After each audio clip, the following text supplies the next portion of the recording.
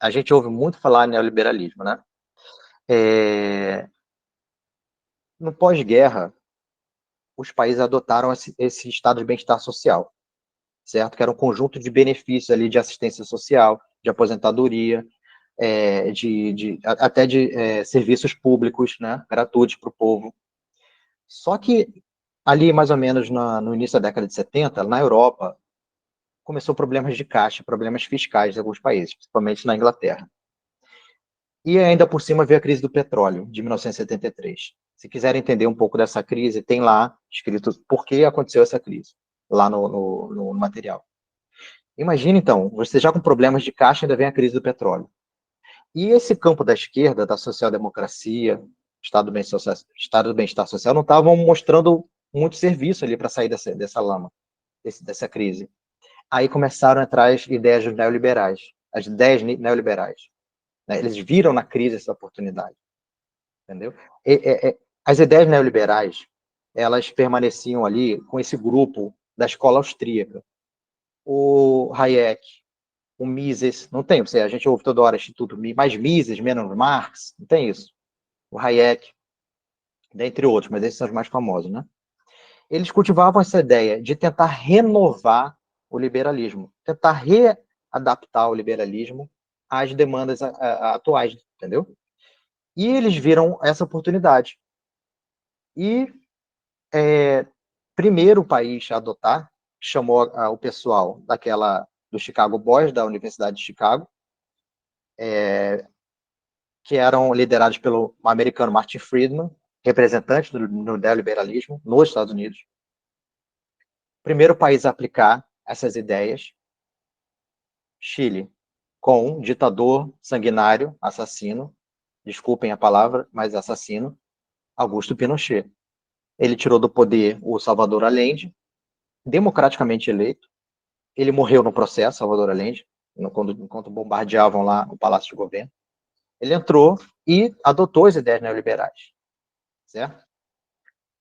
E depois a Margaret Thatcher também adotou as ideias também neoliberais, e depois com a eleição do Reagan. Então, nesses três países, a gente teve um forte... eles adotaram essas ideias neoliberais, tá? E aí você vê, assim, até aqui no Brasil também, os caras não têm nem pudor, desculpa, assim, nem pudor de dizer que, às vezes, é necessário. Eles conseguiram adotar as ideias neoliberais no Chile, que eram medidas impopulares, porque estava numa ditadura. Se você está numa ditadura e tem uma medida impopular de arroxo salarial, por exemplo, como é que você vai contestar? Entendeu? Então, os próprios caras ali, o Hayek falava isso, não, tudo bem, teve a ditadura, mas foi ali, tudo bem, a gente aproveita para passar essas coisas, como se fosse passar a boiada. Não tem como você contestar, você não vai ter mais salário, você, servidor público, não vai ter salário, vai ter salário até reduzido. Como é que você vai contestar na ditadura do Pinochet? Não tem, entendeu? Então, essas ideias neoliberais cresceram não só nesses países, mas no mundo. E hoje a gente tem o neoliberalismo como no campo da economia e também da sociedade, assim, como uma hegemônica. Hegemônica, tudo de meritocracia, aquelas ideias, entendeu? Tem o conceito de neoliberalismo lá no material, mas para empacotar tudo, para resumir. O que a gente vê no neoliberalismo? Vamos ver se vocês ouviram essas coisas aqui no Brasil. Mercado é autorregulado, controle de gastos públicos para conter a inflação, controle de gastos públicos, ascensão social mediante trabalho duro e talento, privatização de empresas estatais, desregulamentação das relações de trabalho. Vocês já ouviram isso em algum lugar, não? Então, já ouviram, né? Eu também deixei lá no material onde é que surgiram as ideias neoliberais, né? Tem através da criação da Sociedade Monte Pelerin, em 1947, Consenso de Washington, 1989, está tudo lá. E o nome dos principais pensadores. Vou encerrar por aqui, porque senão a gente vai, para não se estender ainda mais. Tá? Bom, finalizando mesmo agora, finalizando, vamos para as críticas ao liberalismo, tá? Alguma dúvida até aqui? Para a gente finalizar na crítica ao liberalismo, olha só, para as ideias liberais, assim, ter o direito, numa Constituição ou numa lei, ou seja, o direito apenas formalizado, parece que tem sido bastante. Por exemplo, está na Constituição que todos são iguais perante a lei? Na nossa Constituição, vamos pegar o Brasil como exemplo, está na nossa Constituição que todos são iguais perante a lei, certo? Mas se um rico é flagrado num crime, e se alguém negro e pobre é flagrado também num crime, eles são iguais perante a lei? Eles são tratados de forma igual? Tanto pela ponta ali, que é pela polícia, quanto pelo judiciário, eles são tratados da mesma forma? Fica essa pergunta, se vocês quiserem escrever, a gente responde depois, né? Mas acho que nem precisa. Outro direito que é um direito liberal, que é da inviolabilidade do domicílio. Alguém pode entrar na sua casa sem seu consentimento? Não. Só se tiver um crime em flagrante delito ou com mandado judicial, certo? Ninguém pode entrar na sua casa.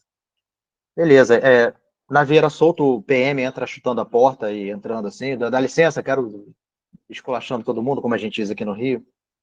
Não, mas em comunidades, isso acontece? Acontece toda hora. Então, esse direito que está previsto na Constituição e na lei, ele é aplicável a todo mundo? Ele é aplicado a todo mundo? Não. A gente chama isso de direitos e garantias meramente formais. É uma igualdade perante a lei meramente formal. Está escrito, mas ela não é aplicada a todo mundo. Entendeu? Então, essa é uma das grandes críticas ao liberalismo. Eles pararam por aí. Eles sempre são assim. Os liberais, quando eles conquistaram o direito de voto, ó, agora a gente vai escolher nossos membros. Beleza, quem pode votar? Não, só a gente aqui. Não, povo não, povo não. Aí criaram o quê? Vários mecanismos, dentre eles o voto censitário. O voto censitário é só ricos ou donos de propriedade podem votar. Não, pobre não. Mas por que pobre? Não, pobre não, deixa a gente aqui. Liberdade de voto, sim, mas pra gente. Sempre assim. Criaram dificuldades para pobres votar, sempre, né? E de que adianta essa igualdade formal, liberdade formal só na Constituição? Não tá funcionando pra gente, certo? E também aponta-se que o neoliberalismo ele induz a concentração de riqueza, gerando muita desigualdade. Um livro que eu recomendo para isso é aquele O Capital do Século XXI, do economista francês Thomas Piketty.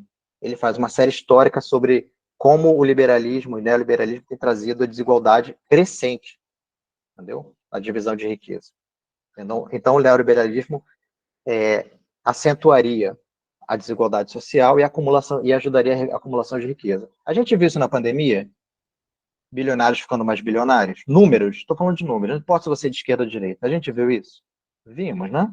Vimos, os caras ficaram mais bilionários. Os pobres mais pobres. Entendeu? Então, esse modelo traz alguma coisa de... O que ele traz de bom, né?